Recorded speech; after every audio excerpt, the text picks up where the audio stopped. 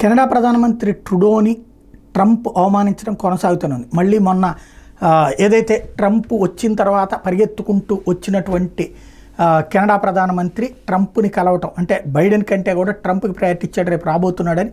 అందులో భాగంగా ఏదైతే మన ట్రంప్ చెప్పినటువంటి 25% ట్యాక్స్లు వేస్తానన్నటువంటి అంశం ఏదైతే ఉందో, ఇంపోర్ట్ ట్యాక్స్, అది కెనడాకి నష్టం. అక్కడ ఉన్నటువంటి కంపెనీలన్నీ ఇప్పుడు పారిపోతున్నాయి, అమెరికాకి వెళ్ళిపోవడానికి సిద్ధపడుతున్నాయి. 25% పన్ను కట్టి కెనడాలో ఉండేదానికంటే కూడా కెనడా వదిలేసి అమెరికాకి పోతే కనుక అక్కడ ట్యాక్సులు కట్టుకుంటే సరిపోతుంది అన్నటువంటి రూట్లో ఉన్నారు. అమెరికాలో ట్యాక్సులు ఎక్కువ ఉన్నాయని కెనడాకి వెళ్ళి కంపెనీలు పెట్టుకున్నటువంటి వాళ్ళు, ప్లస్ మాన్యువల్ రీసోర్సెస్ భారత్ లాంటి దేశాల నుండి అక్కడికి వచ్చి తక్కువ రేటుకే మనుషులు దొరుకుతున్నారన్న ఉద్దేశంతో అక్కడ పెట్టినటువంటి వాళ్ళందరూ ఇప్పుడు కొత్త బాట పడుతున్నారు. దాంతో అక్కడ ఉపాధి అవకాశాలు కరువయ్యే పరిస్థితి వచ్చింది. దీంతో ట్రంప్ని కలిసి తమ మీద వేసే సుంకాల విషయంలో పునరాలోచన చేయమంటే, మీరు పూర్తిగా మా దేశం మీద ఆధారపడేటప్పుడు మీరెందుకు శుభ్రంగా మా దేశంలో కలిసిపోండి, విలీనం చేసుకోండి, మీకు కూడా ఒక గవర్నర్ గిరి ఇస్తాను అని చెప్పేటప్పటికి దాన్ని వెటకారం చేస్తూ ఇప్పుడు నెటిజన్లు హైలైట్ చేసుకొస్తున్నారు. అందులో governor Justin Trudeau of the great state of Canada అని ప్రకటిస్తే పోతుందేమో అన్నటువంటి కీలకమైనటువంటి వ్యాఖ్యలతో